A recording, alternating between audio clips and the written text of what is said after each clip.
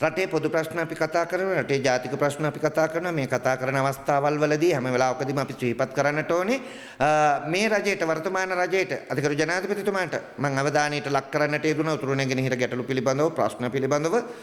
එතුමාගේ සවන් දීම කාරුණිකව සවන් දුන්නා කියන එක මම එදාම ප්‍රකාශයක් කළා.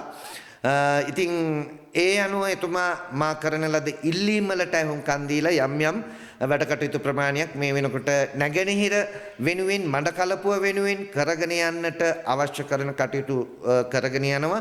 ඒ සඳහා ගරු ජනාධිපතිතුමාගේ පුද්ගලික ලේකම්තුමන්ලා, ආරක්ෂක අංශයේ ප්‍රධානීන් සහ එතුමාට ලැබිව කටයුතු කරන බොහෝ පිරිසක් ඒ සඳහා සහසම්බන්ධ වෙලා තිබෙනවා. ජනාධිපතිතුමාන්ට තවදුරටත් දැනුවත් කරලා මේ උතුරු නැගෙනහිර අපි පෙන්වලා දෙන ප්‍රශ්න පිළිබඳව නිසි අවබෝධයකින් කළ යුතු යුතුකම් ටික වගකීමෙන් සිද්ධ කරලා නැවතත් මේ රටේ ජාතික ප්‍රශ්නයක්, ආගමික ප්‍රශ්නයක් නැතුව මේ ප්‍රදේශවල ජීවත් වෙන සියලු සිංහල ද්‍රවිඩ මුස්ලිම් ජනතාවට සමගියෙන් සාමයෙන් ජීවත් වෙන්න පුළුවන් වටපිටාවක්, පරිසරයක් සකස් කරලා දෙන්න පුළුවන්කම තිබෙනවා. එහෙමනම් ඒ පුළුවන්කම තිබෙන්නේ අන්න අර ජනාධිපතිතුමා අවධානයට ලක් කරගත්ත කරුණු ටික පෙන්වලා දෙනවා නම් නිලධාරීන්ට, ඒ නිලධාරී විසින් ක්‍රියාත්මක වෙලා කඩිනමින් මේ ප්‍රශ්න නිමා කර දීම.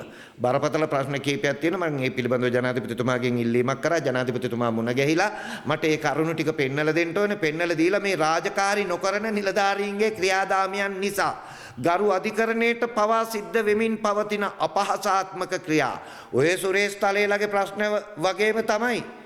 තේරුණාද? අපිත් මේ දරාගෙන ඉන්නේ අවුරුදු දැන් 10ක් 12ක් පුරාවට ගරු අධිකරණවල තීන්දුව පිළිගන්නේ නැතුව කොචොක් කර අපට විවිධ අංචියදද අපි ජාතිවාදයේ අවස්සන්ට සුදුසුම පුද්ගලව බවට පත් කරගෙන, ආගම්වාදයේ පතුරවන්න පුළුවන් උපරිම සුදුසු පුද්ගලව බවට පත් කරගෙන දිගින් දිගටම අපිට ගැහුවට අපි මේවා දැන් ඒක තමයි වර්තමානයේ රජයේ ඒවා නිවැරදි කරනවා නම්, යුක්තිය සාධාරණීය සැමට සිද්ධ කරනවා නම් අතිගරු ජනාධිපතිතුමාගෙන් ඉදිරියේදී විශාල වැඩ කොටසක් අපි බලාපොරොත්තු වෙනවා. බලමු ඉදිරි කාලය තුල ජනාධිපතිතුමා ඒ ටික කරයිද කියලා. මේ වෙනකොට මම පිළිබඳව යොමු කරපු අවධානය පිළිබඳව අතිගරු ජනාධිපතිතුමන්ටත් රජයටත් මම ඉතාමත් ගෞරවය, ප්‍රණාමය මේ වෙලාවේ පුද කරන මහත්තයා.